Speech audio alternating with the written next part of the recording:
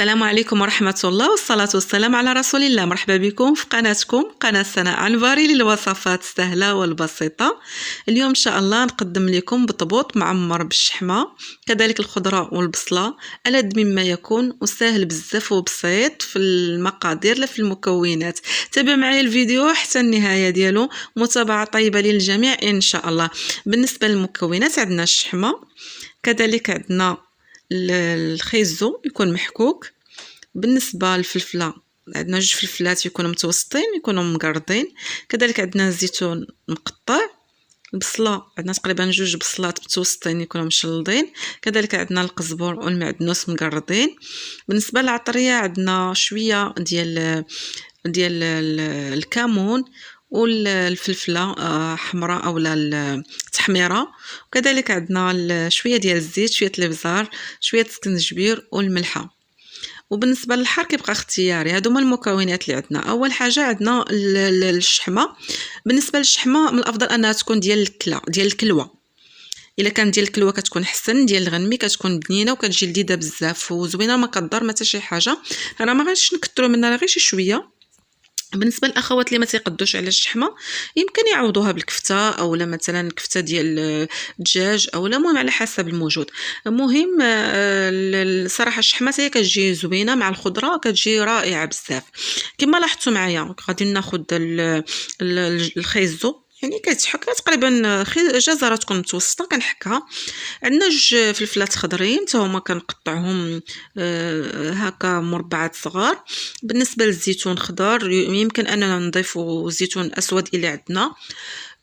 بالنسبه للربيع عندنا القزبر والمعدنوس يكون مقرض، والبصله غير العاديه. الا كانت عندكم توفرات الخضاريه يمكن انكم حتى تقدروا ديروها. وصافي كتشلض رقيق. صافي كنخلطوا هاد المكونات كامله مع شويه الكمون، السكنجبير وكذلك التحميره، الكمون، البزار، شويه ديال الملحه. بالنسبه للحار كيبقى اختياري، اللي كيبغي يديرو يمكن انه يديرو، اللي ما تيبغيش ما يديروش.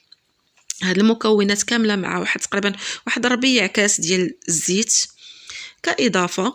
صافي كنخلط كلشي مزيان من الفوق للتحت حتى كيدخل هذاك العناصر كلها كتنسجم مع بعضياتها. تبارك الله يعني البطبوط بالخضر تبارك الله كيجي هائل وكيجي انا ما كنظنش ان شي بيت مغربي ما استعملش هذه الوصفه، لان صراحه وصفه تقليديه وزوين، يعني صراحه كيجي لذيذ ألذ مما يكون. خلاص الا كانت عندكم العطريه الصحراويه كتضيفوا واحد شويه منها، ما نقولش لكم راه شهوه منه، صراحه تبارك الله كيجي لذيذ وكيجي زوين. كما قلت لكم انا اللي ما كيبغيش مثلا هكا يستعمل الشحمه ولا هذا يمكن انه يعوضها بالكفته اولا بالطريفات ديال لاداند اولا، يعني كل واحد على حسب اللي كيتشهى واللي تيبغي. هنا بالنسبه للعجين، حتى العجين حتى جد بسيطه بزاف. كناخذوا تقريبا قد الطحين الابيض، قد الحرش اولا مثلا القمح ولا شنو توفر عندكم. بالنسبه لي انا توفر عندي سبيسيال، درت تقريبا 4.5 ديال الطحين ابيض و4.5 ديال حرش سبيسيال. كنخلط بيناتهم بجوج وكنضيف ليهم شويه ديال الخميره معجونه. كيف ما كتعرفوا الا كان الجو شويه دافي راه كنقلل من العجينه من الخميره، يعني ما كنديرش خميره بزايد. الا كان الجو فحال دابا بدا شويه الحال كيبرد، بطبيعه الحال كنديروا الخميره شويه بزايد باش يلاه كيطيع علينا الخبز وما كيجيش يعني هكاك باش ما يتعطلش لينا اصلا في الخميره. المهم حنايا على حسب الجو. وكنضيف بطبيعه الحال شويه ديال الخميره وكنضيف الماء. كنعجن العجينه ديالتي عاديه، مهم ما تجيش جاريه بزاف تاني، ما تجيش قاصحه بزاف، تجي بين نعطيها الدليك ونخليها تقريبا ترتاح واحد ربع ساعه. وديك الساعه كناخذها كنقسمها كيف ما كتلاحظوا معايا.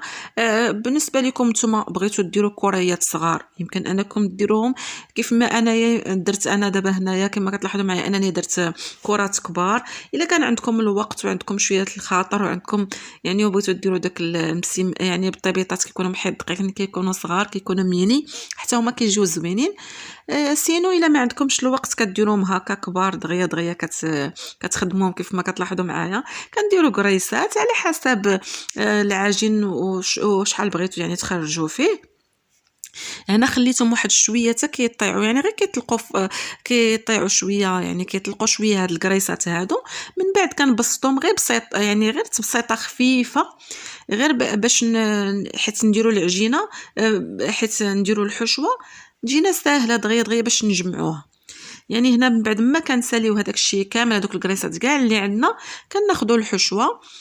مهم عيني ميزاني، مهم كناخذ مثلا، شوف على حسب العدد اللي عندي ديال القريصات كندير هذيك الحشوه، يعني كنحاول انني نقسمها باش تجي القسمه متساويه.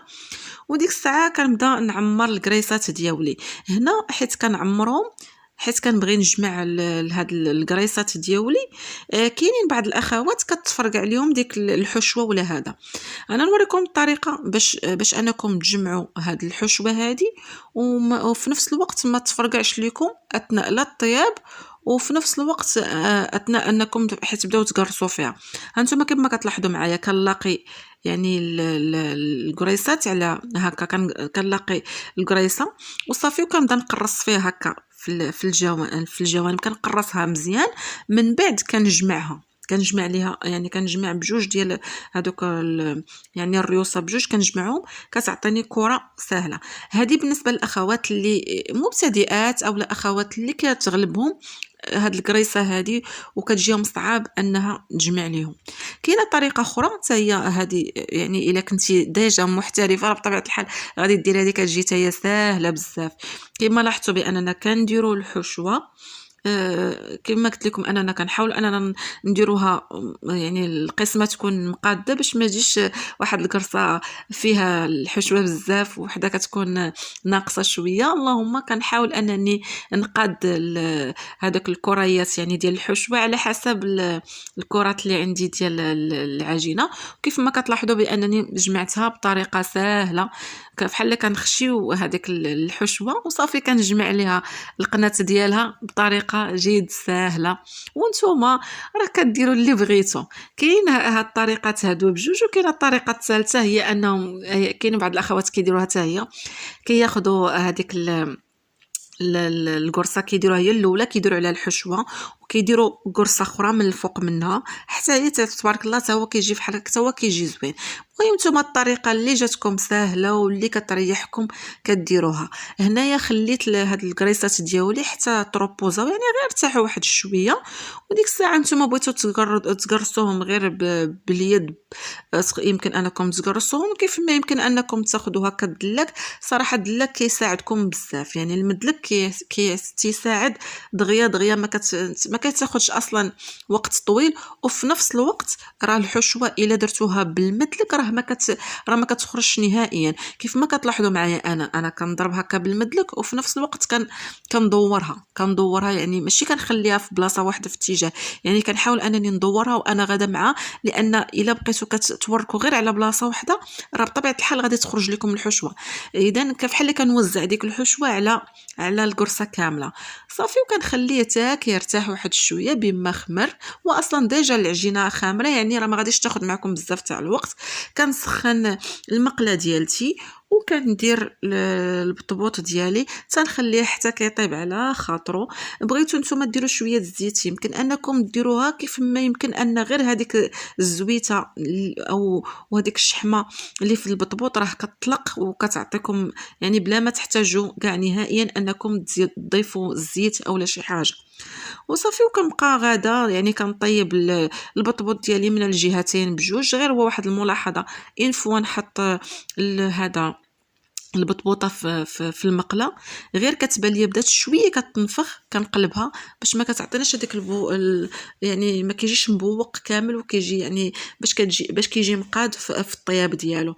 وصافي وكيف ما لاحظتوا تبارك الله كيجي زوين وهائل وطيب مزيان على حقه طريقه. كيف ما كتلاحظوا بانه هانتوما يعني دغيا تحل وتبارك الله وتنفخ في الطياب وتبارك الله جا على مزيناتو لذيذ بزاف. نتوما بغيتوا تضيفوا شويه الحار يمكن انكم تضيفوا او الشونيه الحاره. انا بالنسبه لي مع كاين الوليدات الصغار ما يمكنليش انني نضيف نهائيا الحار حيت ما غاديش يبغيو ياكلوه وصافي. وهذا الشكل ديالو النهائي تبارك الله كيجي زوين ورائع بزاف. نتمنى انكم تجربوه. الى عجبكم الفيديو ما تنسونيش بلي لايك وتعليق المحفزه. كنرحب بكل الناس الجداد اللي انضموا للقناه، تابونوا ويفعلوا الجرس باش يوصل كل جديد وكل مفيد. نهاركم مبروك والله يسر امورنا واموركم بالخير. السلام عليكم ورحمه الله تعالى وبركاته.